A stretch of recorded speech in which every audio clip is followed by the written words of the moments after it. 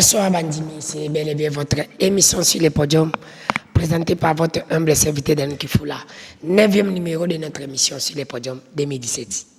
J'ai l'honneur de recevoir pour la toute première, non, la deuxième fois de notre émission Pasteur Richard Camon. Bonsoir Pasteur Richard Camon. Bonsoir, monsieur. Comment vous allez?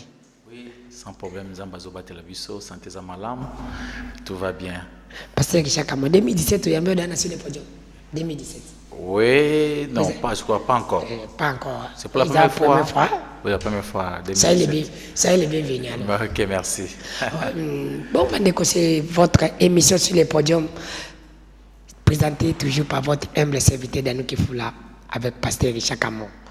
Notre thème d'aujourd'hui, c'est seulement sur le miracle. Toujours le sur le miracle. Pasteur Richard Camon, Tobanda, la ligne tout na mutuna di boso. Miracle, miracle, miracle. Elingi koloba nini? Définition miracle. Oui, toujours comme cannabis, miracle est ici que kosala obabengi bikamu ici. Makambo oyo ezo kamu isabatu oyo na kati ya logique muto akoko sala ngote. Makambo oyo ezo lekela mayele ya bomoto. Makambo oyo ezo lekela science. Les hommes de science ne basa makambo na bango, makambo leki entendement, compréhension ya makambo normal et comme au-delà il y a entendement bomoto. C'est ce qu'on appelle le miracle bikamu eseli. Oui, makambo zo leki la bomoto. Koza muntu aza mayele normal ata mayele la classe ata la science pona ye makambo na salami il andi logique à mokilité. Eso sama libanda ya logique à mokili. Merci, Pasteur Richard Camon, Ndingo Lubina Bosolo na Bosimbo. Mais Tozo Lubela, précisément au Cannabis au Congo. Quand la Ndingue ba miracle ezoli kanambo Cannabis au Congo, comment on a Ndingue ba pasteur bazali kosala, comment on a Ndingue peut entre guillemets tout le monde ba prophète bazali kosala, Ndingue entre guillemets ba missie bazali ba pote bazali kosala. Lelo miracle na Cannabis au Congo tout le monde. Eza solo, mais eza il y a le kuta ou eza otoloba yeso aloba ye to comme natanga suka ba faux prophète ba kozala ndi ba prophète to zomona lelo na ba miracle. Oui, je quitte avant son départ à Tiraki Maloba na mukanda ya Marc chapitre 16 à partir du verset 17 à l'obi, voici les miracles qui accompagneront ceux qui auront crié. Ils chasseront des démons, ils parleront de nouvelles langues, ils saisiront des serpents, s'ils boivent quelques breuvages mortels, ils ne leur feront point de mal. Ils imposeront les mains aux malades et les malades seront guéris. Alors, verset M. Landi, et il s'est en allé, Jésus-Christ a accueilli, Bango Baké partout pour prêcher la parole de Dieu, les miracles les accompagnaient pour confirmer la parole de Dieu. Donc, miracle, et signe d'abord, il y a accomplissement que Mount Oyo Azanya Nzamba Tindi. Normalement, miracle, il y a vrai Zali, Oyo Nzambe a payé la promesse pour les serviteurs de Dieu, par le miracle qui accompagne Bango. Et ce n'est pas seulement les serviteurs, tous ceux qui ont crié, tous ceux qui croire dans la parole de Dieu, Bazali Kozwa, Ngolu ya Kozwa, miracle. Alors, tu vous posez question pendant que le mais alors pasteur, oui, tout le monde a mis na katambo cannabis. Oui, Bible Pezoloba, na mukanda Matthieu 24, que natango yasuka, il y aura aussi des gens qui feront d'autres miracles par rapport et que c'est na où il y a Jésus-Christ. Là, c'est Matthieu 24. Matthieu 24. Ce que on a verset 24 nango, au comment on a Jésus-Christ a d'autres il y a d'autres personnes qui viendront, bah comme ça la miracle même qu'on les cas où il y a zo promettre. Parce qu'il y a tout le monde qu'il faut que tout le monde apprenne pas malade. Ko chasser milieu mabe mais ba musu ba ko sala ya minene ko le kawana ba komianga wana bi car il s'élèvera des faux Christ et des faux prophètes, ils feront des grands prodiges et des miracles au point de séduire s'il était possible même les Élis. Alors il y a encore ba musu ba ko ya ba faux prophètes pe ba ngompe ba ko sala miracle ba déjà zango ba tuzali déjà ba ko sala miracle minene le kola ba Simon les magiciens. Quand ils sont mokili, na ba prodige, c'est-à-dire au-delà même il y a ba miracle. Quand on parle de prodige, c'est-à-dire ko benga moto na lo ekiti. O ba Moïse ba sala ba kabula mai biloko ndengwana. Nzamba lubi e ba fo ba koya ba ko sala miracle mususu oyo ko ya minene mais ezali ba na bonzambete. Ba ko sala na puissance ya Satan. Oui, il faut y que Satan peut azoper sa puissance, il y a ça le miracle. Tout comprendre quand on a un surnaturel, ils ont des sources. Ils ont la source ya Nzambe, la source ya Satan. Merci, pasteur Richard Kamona ndingo za expliquer bana nzambe na bosolo na bosimbo. Mais question moko msuna na tuna parce que ya biso to nga bosolo na bosimbo. Musala nzambe akoza de ou ako bikala likamoko be miracle ko kotela mutu moko ya ndimeli Yesu te. Comment na le pourquoi na le bongo? Ba passer bino ba passer ka mboka na biso.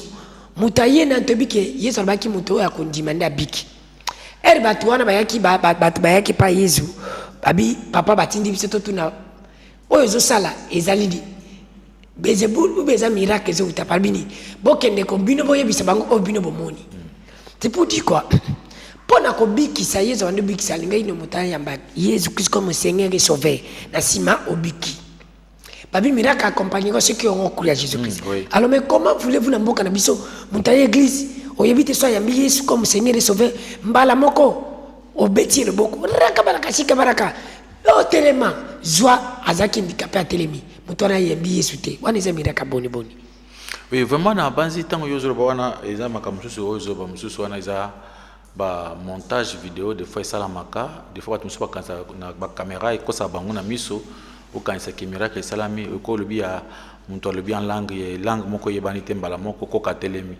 Vraiment est-ce que umuna kyango vraiment ko ka wana olandaki même adresse na yeso ko landaki eza wana eza mususu za masolo bato bavandi yozo za koka karara a telemi mais fa adresse ce qui est zaki ko ya solo telemaki bino ba jonse ndebo ngabo ba adresse parce que bino bozana bozaba panzi sango boyeba ka adresse ya bato biloko ndenge wana yango yeso lobi na tango tuzali ba faux miracle kozala ba faux prophète ba miracle to parce que faux miracle zato ba faux prophète ba miracle mais miracle o ba kosala wana ezali pona kumema bato ba koma banjimi na bango lokola o tshikola ba muso baza ko inventer miracle ba inventer c'est-à-dire miracle salamité a monter miracle.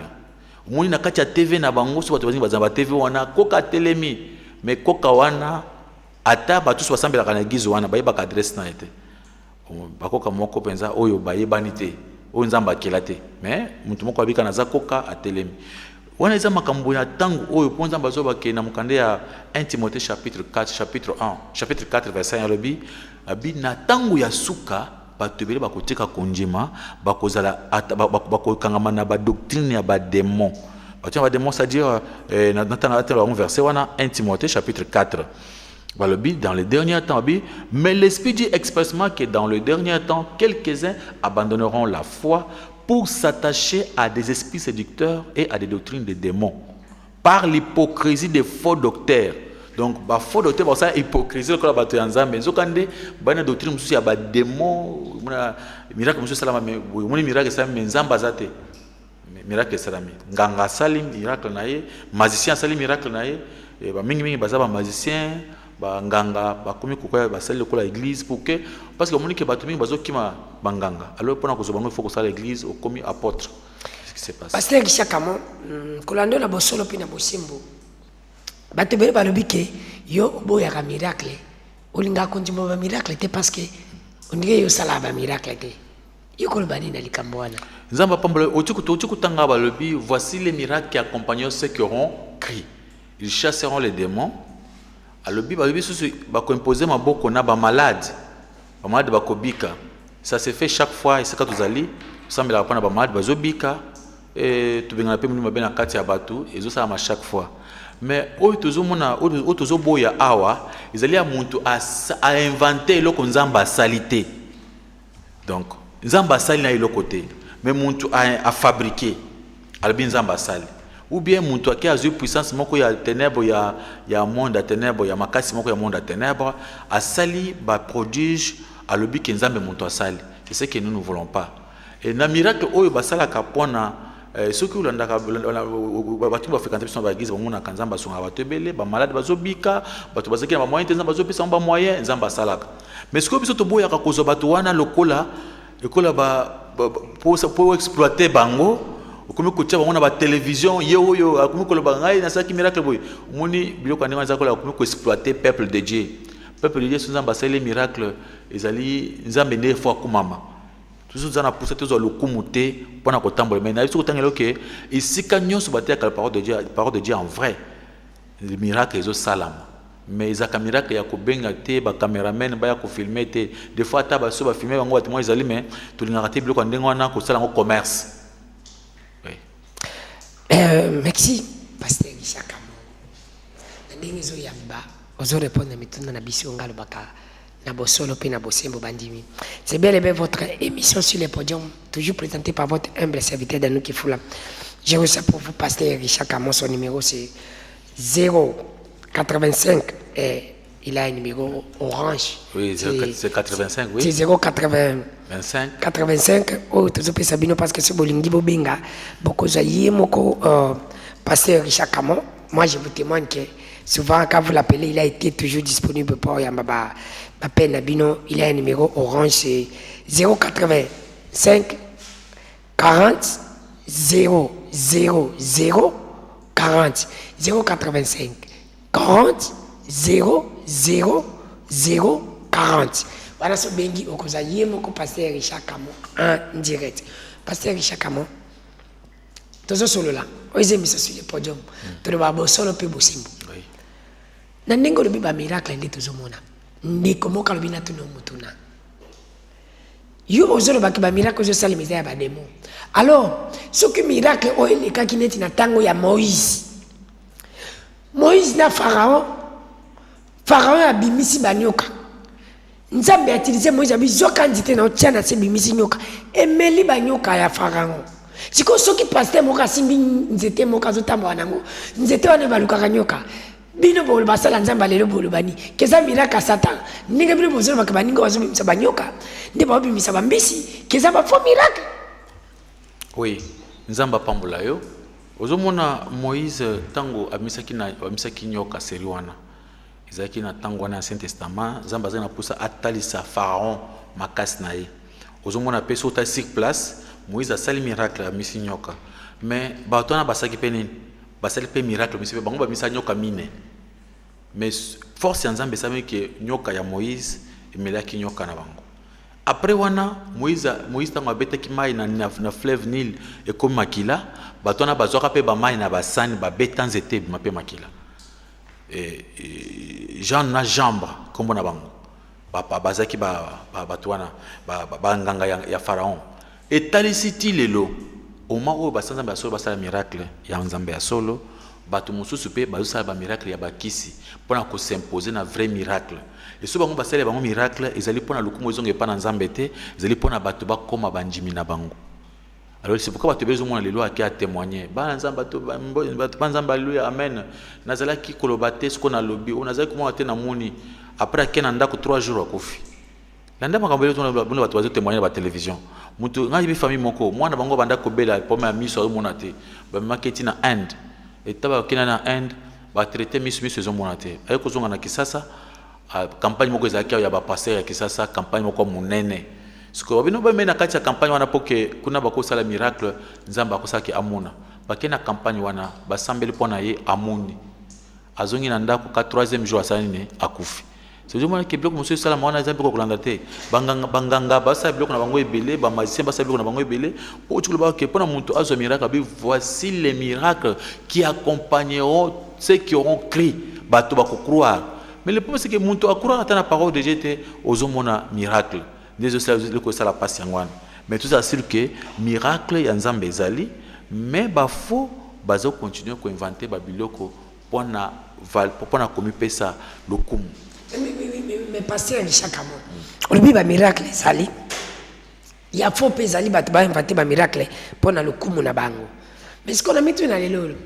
Est-ce que le l'église ya nzambe bozaka na beaucoup plus ba miracle oyo mutazaki koka a telemi mutazaki avec la money mutazalaki par exemple ya kokufa asekwi yande bozala na beaucoup plus na besoin d'église ou bien bozaka na besoin ya ba miracle oyo mutu azalaki par exemple na muyibi atiki muyibi ayambi Yesu Christ comme Seigneur et Sauveur mutaye ko zo batemu eza ko bongola mutema mutabongoli mutema azalaki par exemple na kindoki oyo atrobani abando sala mabe ando sala masuma zaki ndumba atiki bozalaka besoin beaucoup plus nangote et pourquoi pas bolakisa kango na TV wana isa repentance c'est l'évangile de l'évangile de la repentance quand on a motema et tant que on a motema et c'est ça que j'aime mais ce qui me montre bongoli motema yango ne miracle makasi passe Yesu kasi nzambe azoloba ke ce qui montre bongoli motema même na lola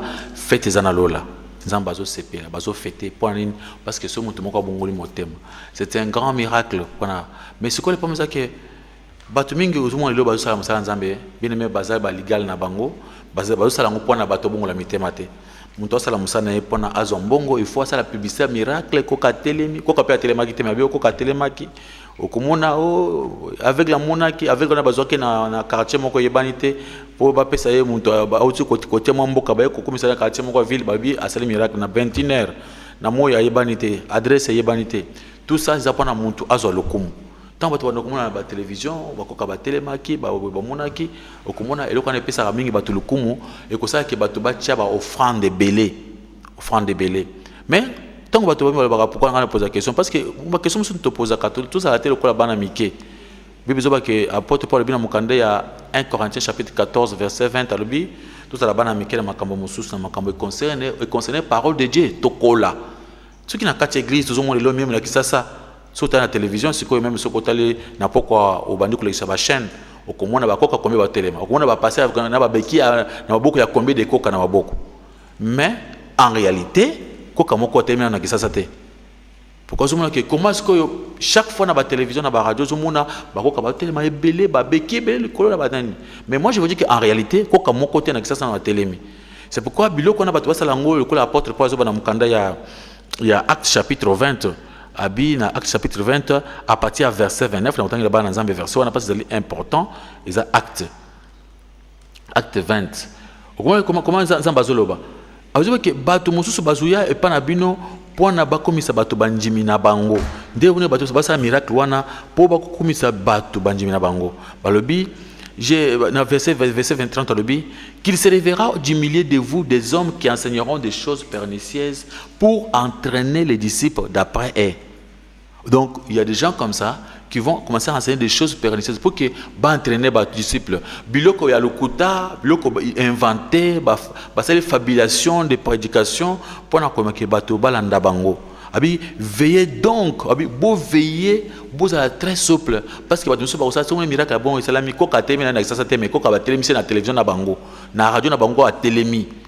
Mais ce sont les blocs moko bato bazo sala ba donc ba nini ba montage vidéo parce que na mona quand plusieurs fois autant la télévision zo kamwa ba koka ba téléma ba avec bazo mona mais landa zana kisasa landa kende même pas présent bato ouais ceux qui parlent bato les personnes avec handicap vous verrez que makambo na salami na ngote mais parce que ça comme mon makambo zo ba oui ça c'est vrai 90% va dire ndak bazo tinda ba message bazo ba ke ozolo ba mambo solo mais baso bazo babi yo koma kanta ke musala nzambo zo boya ba miracle zo boya baninga kizaya ba fo parce que ba mona ka bakoka ba tele makate ndeko moka lubina tunayo musala nzambi soki ozongi dans l'état on époque à Jésus-Christ Yesu asalaka miracle to moni susu ndenge mbisa melaki moi je me tombe je ne connais pas la Bible plus que vous parce que yoko yedenga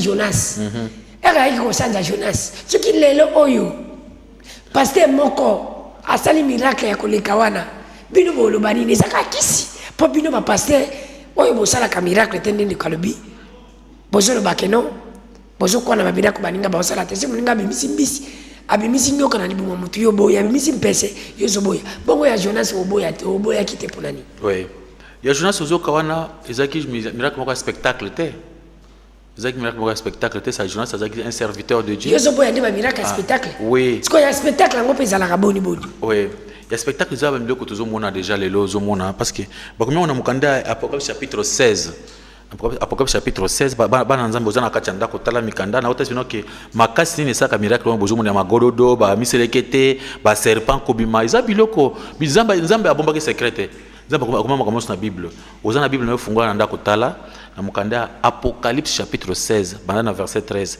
pour mona qu'est-ce qui fait que ba miselekete bando mingi ba nyoka bando na kati ba église ça ne vient pas de Dieu.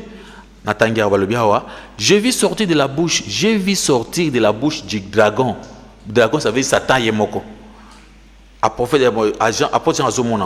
Et dans la bouche de la bête, ça dit faux prophète. Et dans la bouche des bêtes, ça veut dire faux Christ. Dans la bouche des faux prophètes, 3 esprits impurs, semblables à des grenouilles. Car ce sont les esprits des démons qui font des prodiges.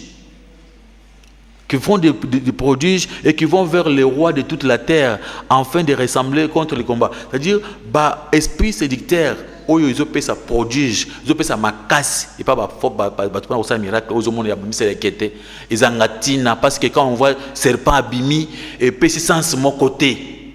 Tout le monde dit que serpent abimi, dans cette église, serpent on a tout yébité, tout simba qui était, ce que vous avez même serpent, il y a plastique, tout yébité.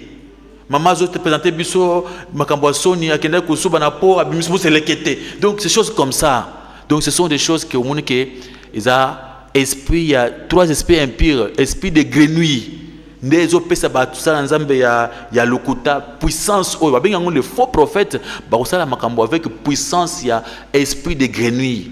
3 esprits impurs. C'est-à-dire, deux moni bazana ba puissance, mais c'est les quêtes zo ba grenouille na ba mixé quêtes ba bandekos. Mais c'est les quêtes ba grenouille tout ça, ezo bima na kati ba église bikolo mingi. Alors na ba mbisi ekobima parce que ce sont des choses où ils allaient na tinate. Comment ba na bisara mbisi boy mbisi bimika boy na nzoto ya monte ko ina se. Mizamba saka mbisi potolia ka mbisi. O mbisi zo na kati ya monzo mbisi comme pe nani bima na kati ya nzoto bato. Mbisi wana eza mbisi nini. Soko tali bien.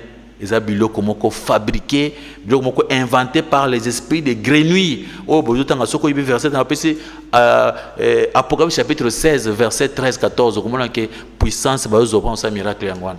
Merci Bandeko, c'est votre émission sur les podiums présentée par votre humble serviteur Danou Kifula sur CCTV Canal Congo Télévision. J'ai reçu pour vous pasteur Richard Camon. Le numéro naïe est le numéro orange. C'est 085 40 0 0 0 40 085 40 0 0 0 40. So bengi okozabiso mais pour être en contact avec nous on les canaux numéros na émission sur les podiums bengi na numéros na la télévision na okozabiso moko 085 95 79 257. Pasteur Richard Camon. Oui. Na le bibo. Bandi ko balobina tono mutuna batindi testo balobina tono mutuna o Pasteur Richard Camon comment on dit ba pasteur mboka na biso bozo sa miracle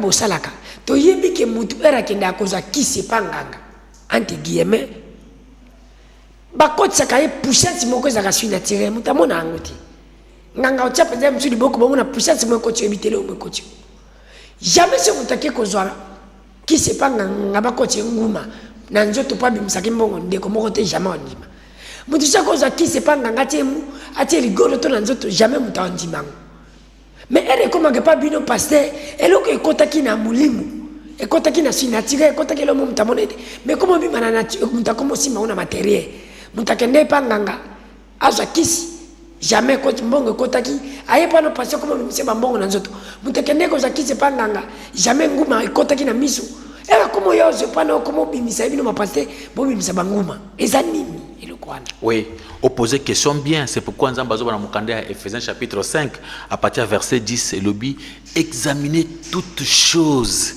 Il faut que vous examiniez makambo nyonso na 1 Thessaloniciens chapitre 5 verset 21 lobby mais examiner toutes choses, retenez ce qui est bon. Ceux qui bandit mazu makambo nyonso bazoni makambo nyonso lelo jumuna okena mwana na yo na kati ya pas pasteur passer abeti mwana likolo de bimi musunye bimi il faut se poser question musunya muntu na balia kezo mana magrezo tanga donc passer la zumo so musunya ntaba a chaque chose na veste na ye abimisi mwana abimisi na munoko mwana donc ce sont des choses aux que des choses très démoniaques abi to examinaka examiner tout ni makambo nzambe te lokola ba tu moko makambo eza ba combien na mukana nzambe te siko makambo yo azosala euti na kati ya bakisi ba nani tuzonji makaka biloko mingi ozomona ndeko na nga bi faut tout examiner parce que ba tumso baza ba kanga biso na kati ya bumbu ninga Colossiens chapitre 2 et le bin verset le bi prenez garde que personne ne fasse de vous sa proie par la philosophie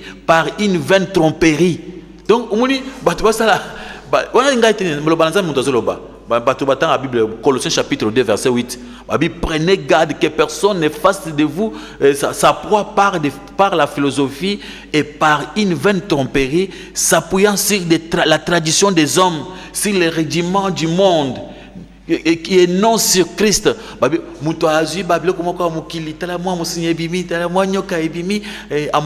Jésus-Christ pendant plusieurs années, plusieurs jours, il y a toujours des serpents. Ça prouve que vous avez des magiciens. C'est les magiciens qui font ces magies. Est-ce que d'après vous, miracle serpent et bimi, ça fait quoi? Serpent et bimi, vous avez le magicien. Tout le monde est miracle, bien. Mais oui, serpent et bimi, ça c'est pour épater les gens.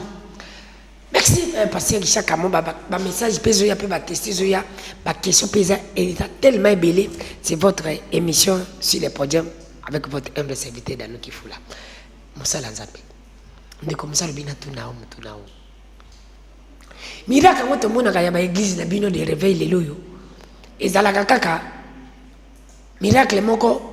Mutabi missing boy, mutazalaki aveugle, mutazalaki handicapé.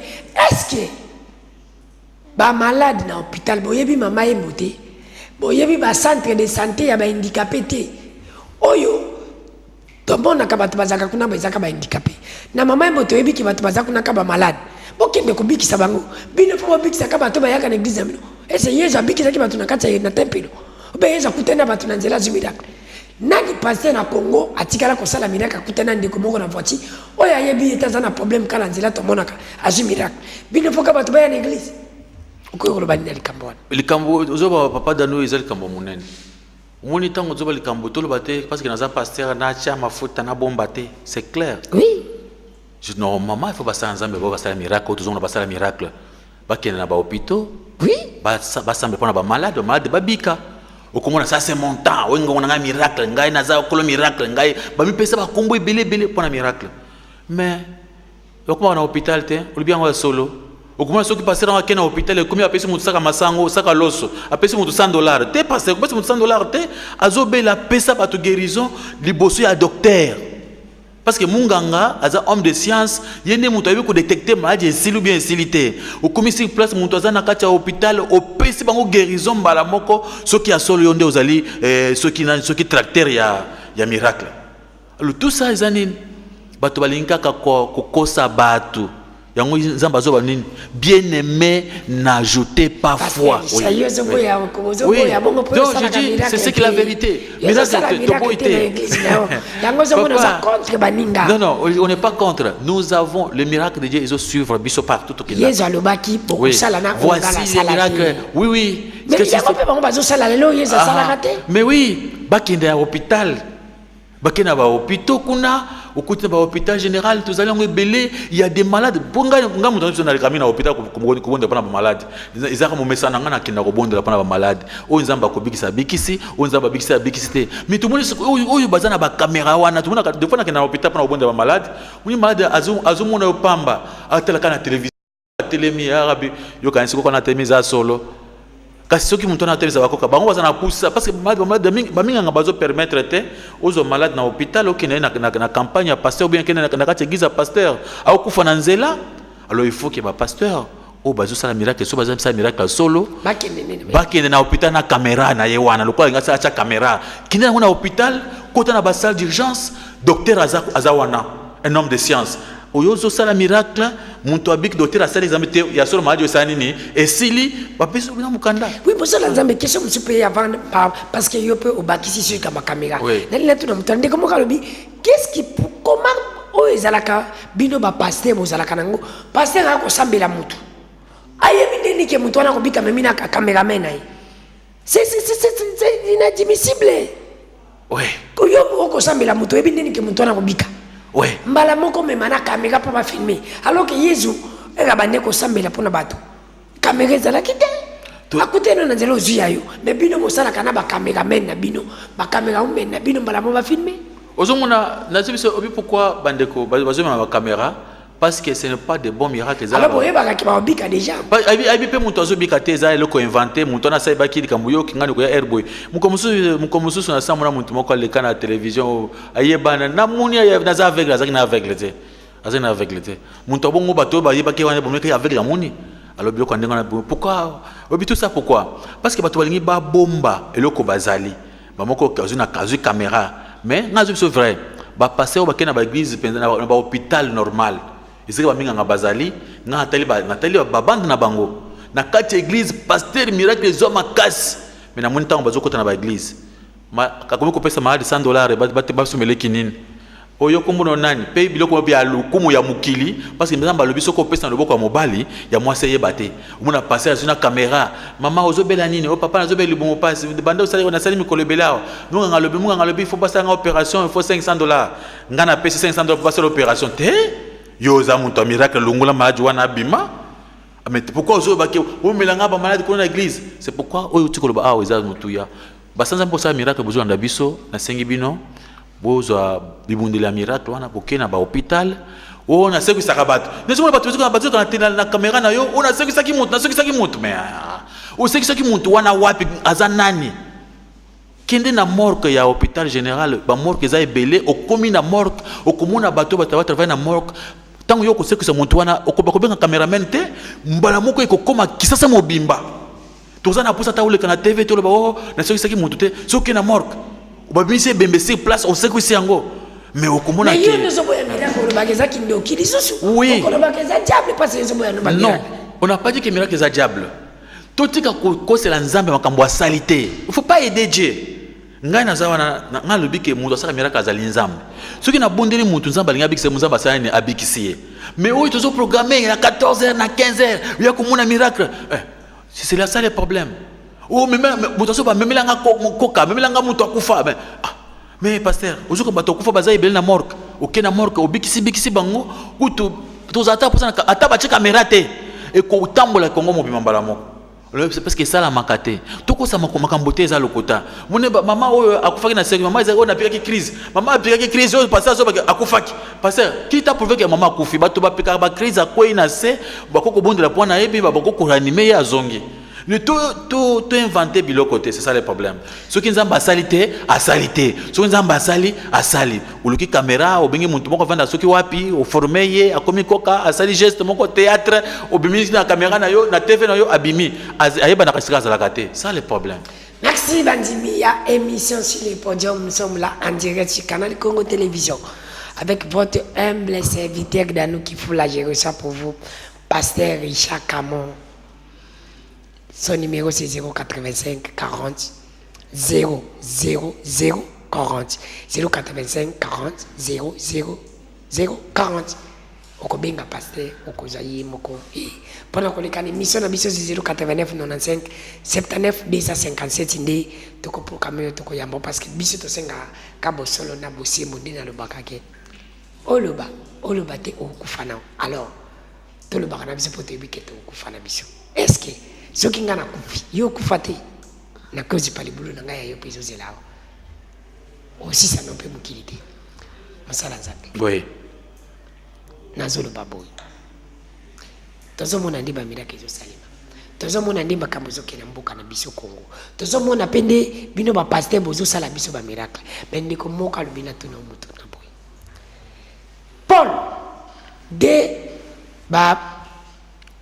bapotre ya Jésus-Christ babande kokende na mboka moko bakuti mutu moko azalaki na mbetu na ye mutu asengi bango mbongo Paul ayebisi bango naza lelo kakopesa yo te ndeko na ngai mais prends ton lit va tu es guéri mais pourquoi pas bino basala nzambe na biso c'est bon lingi bosala miracle il faut boganja na ba croisade que boya le 28 mai par exemple yesa ko kita miracle ko salema ba veke ba komona même pasteur wana bat ba le 28 mai ababikité et comme il est na octobre bengi bat boya le 10 yesa ko sala est-ce que wana yesa ndenge ni nango a comment pesa ba rendez-vous mais jamais ba rendez-vous ne zoko kisama pour bat ba bikoko lo bani na likambo wana ouais ezaki Pierre na Jean ezana mukanda acte chapitre 3 acte chapitre 3 Bandana verset 1 jusqu'à verset Acte 13. chapitre 3, verset- Pierre et Jean verset- montaient ensemble. Acte chapitre 3, chapitre 3, bandana verset 1 tina verset 14. Pierre et Jean montaient ensemble au temple à l'heure de la prière. Il y avait un homme boité de naissance. Cet homme voyant Pierre et Jean qu'il allait entrer dans la Katanani, a tel bango miso moko lokola afisa ngo miso ya kosenga. Pierre a répondre. Alors Pierre lui dit, je n'ai ni argent ni or. Le basanza bazaba baolo ba mutonza ba kosi basali matia lukuta ba kosi batu basumi ba banyole ba millions de dollars et kota motana kisasa te. Faut tamboka na poto. Moni potanga na kati église na yo batu moko bazola na nzala mais tout le monde va Pierre bazali na mbonga molonga te. Je n'ai ni or ni argent, mais ce que j'ai, je te le donne. Au nom de Jésus-Christ de Nazareth, lève-toi et marche. Même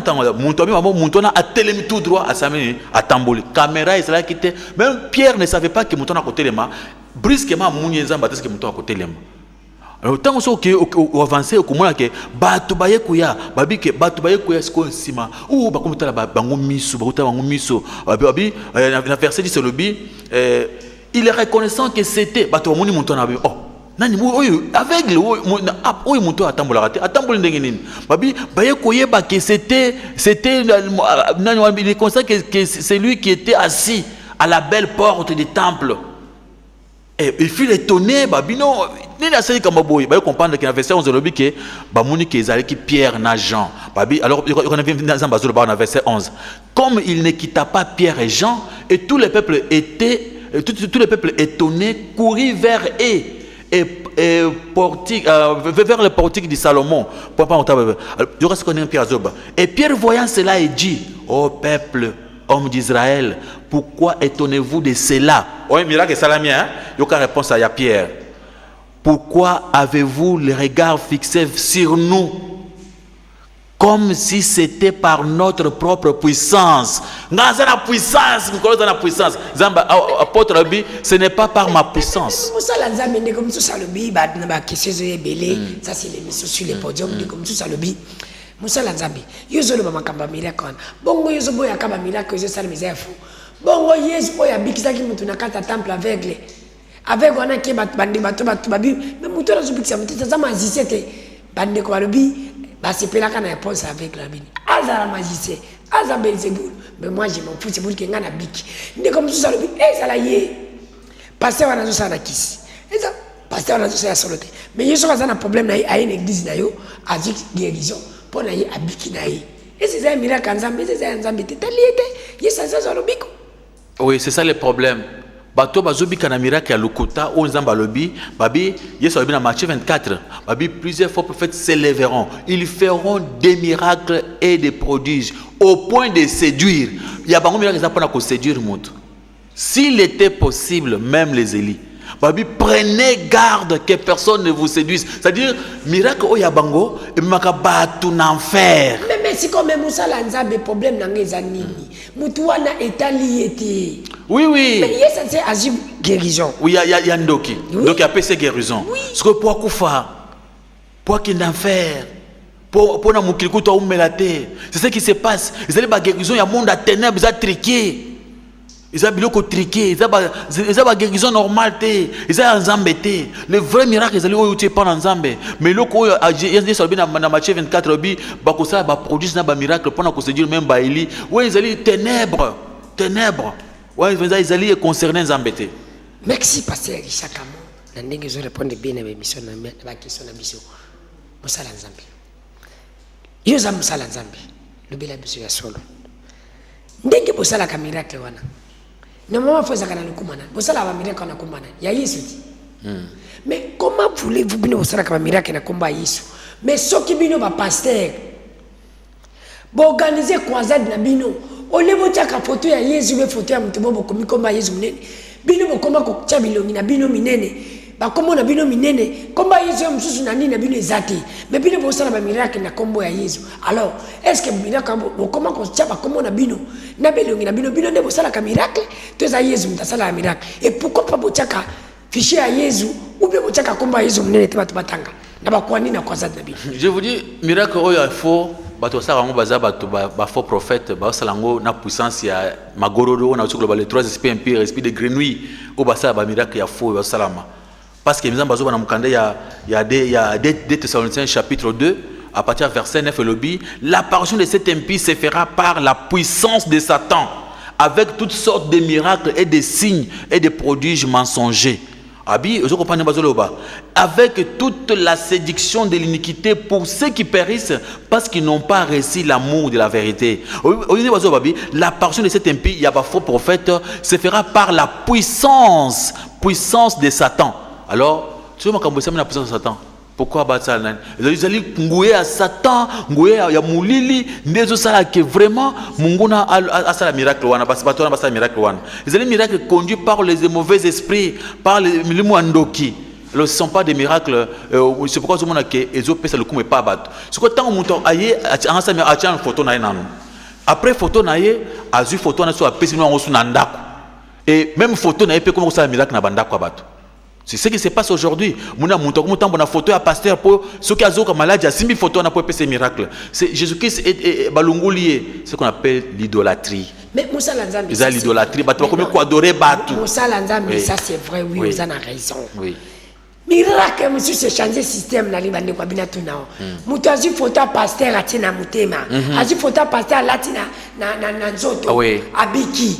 Est-ce que batu natangwa kala yeso salakiam? Ceux qui m'ont dit que vous photo, il y a pasteur. Parce que les gens ont versé sa version. On a battu sur la biso, on a photo va passer na bango.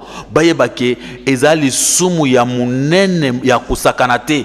Tant que vous aurez photo à passer na bino. Oh, nazobe là. Batango tu vois plutôt na télévision moyenne le baté. Et vas-y mabala baboti. Est-ce que ça c'est normal ça? Oui, c'est ça. Oui, bablo kwana, babengangu idolâtrie. Idolâtrie. Une fois que vous avez vu une photo, il y a pasteur naïe, azali ko chango. D'abord ah oui, c'est comment qui déjà. Ou une photo à pasteur naïe, abandi ko adorer yango, ezali vraiment idolâtrie. L'Éternel vous parlera au milieu du feu. Il publia son alliance. Oui. Oui. Et à partir du verset 15, il y aura verset 15 Deutéronome chapitre 4, verset 15. Puisque vous n'avez vu aucune figure le jour où l'Éternel vous parla du millier de fées à Horeb, veillez attentivement sur vos âmes. Même temps de peur que vous ne vous corrompiez et que vous ne fassiez une image taillée, une représentation de quelques idoles, la figure d'un homme, d'une femme, photo la figure d'un animal qui soit sur la terre aussi, ou bien la figure d'un oiseau qui vole. Il faut faire attention avec ces choses. Veillez sur vos âmes. Bokeba attaque adorer biloko nyonso ba image ba photo tout. Et ceux qui les le ba faux prophètes ba telemi na message à séduction pour na kubanda ko faire adorer ba nzambe ba photo na bango. Et aujourd'hui les enfants de Dieu ba comme ko adorer ba photo. Et parce que ba faux prophète ba pesa ba photo ba comme si photo na bango nzambe. Et comme na simi photo à papa, na simi photo à papa, simi photo à maman. C'est ça le problème. Tout ça la nzambe to comme que na suka mina le barani na ngwisi yakate ata match football suka silaka. Ata le bata biki abaki 5 minutes suka silaka. Ata be mosali ba fo miracle Jésus ya kaka. To comme kana tanga suka meza boma simu kina été. Musala nzambe le basuka. Et au pesa libero téléphone na desi bat bazo mais ndeko mokalobi na tuna wazana problème na ezali ndeko wana asambelaka na église moko boy azimbongo na ye enveloppe oyo fa pesa dim na ye atie na enveloppe bana na ye bafandaka na poto batindeli ye $3000 po azwa garantie ya ndako na bana atiango mpe na enveloppe ake na église tellement prière adoration leke kotie abosani on laisse enveloppe à dire n'a pas ça asie enveloppe ya mbongo wana pesi l'église a comme on a ndako ba commissionner ba yé babi mama ndako ngo mutango azale zoto ko pesa garantie aluka luka mbongo ezate aye ko tala enveloppe ndena pesa ki église eza enveloppe nde fallait pas na pesa ya 10 mangoyo azongeli pa pasteur tala problème na zana ngo boy na ba commissionnaire parce que le besoin taxi église muyibi aboyi bazo sola ka beto mona ngote asuluka boy amona enveloppe ya agence batinda ke mbongo wester yango wana ba pasoli ma pasteur azimbongo bakaboli maman lobi papa pardon mbongo na ngai te commissionnaire ko benga basoda ba yibakani ma passer na passer ba fanti na si e ba fanti na se ba bimisa mbongo ebimi mama na zimbongo lobi te oza mbongo ndako mais mbongo na epa nga pesa di ma pesi pasteur aboyi alobi po nini akosala nini po l'église wana azo mbongo ou bien longa l'église ou bien sala boni yo pesa emayele et le bali me contact OK na adresse bat ba kozona Nzambe apambola bande so ndi biso pasteur Chazana avenue Yaouma numéro 58 na commune ya Kasavubu Yaouma 58 référence force à Sosa et ndeko likambo tu koloba un homme de Dieu aza muntu ya kuluka bambongo na ndenge wana te soki muntu ya pesa pasteur na bosanaki oui na tia soki offrande à 300 parce que d'abord la dîme ne se paye pas ils a ba ko sa bato mamba dîme za mamba lokota dîme pesa la kate bato pesa ka offrande volontaire papa pasteur ngana pesa $300 na se trouver que enveloppe on a pesa enveloppe ya kobosana carrément on va la comprendre maman ezaki biso beto yebaki te surtout parce que mon kasi mbongo tozo yango yo mbongo kuto zongi avant ozumbongo na yo on pesa combien 300 c'est comme ça avec un homme de Dieu et comme babenga police basa la bozadi wana uza le koso ce qu'on appelle l'amour de l'argent bolingo mbongo ezali mosisa ma benyos c'est pourquoi passer de Richard Camon dernier question pour terminer l'émission vrai ou faux que ba église communauté ba ligablo ya ba pasteur vrai ou faux vrai merci OK c'est votre émission sur le podium avec votre humble serviteur Danou Kifula tout ici je vous ai un problème na maman na papa aussi ça parce que problème mieux c'est ça les bandina suka pour avoir une débit faut avoir une fer pour avoir une fer faut avoir une débit puis c'est tout bandaka émission tout ici na pesi mbote na Christian Manzola oya zalaki wana pour organiser émission kitoko boina Moro Nzambe oya zalaki esenga na le barayo bako remplacer au thème ba remplacer tes akanzambe bako remplacer yo mais yeba que sur obeli opemi okufi olongwe mais biso tozana to pemi tête okufi pété je te salue toi madame mon épouse Floto Langadi et mon fils Danilo joue équipe nationale sans oublier Nasi tala kaka et ça la relengi tala lelo tokutani bala semana invité mususu bye à la prochaine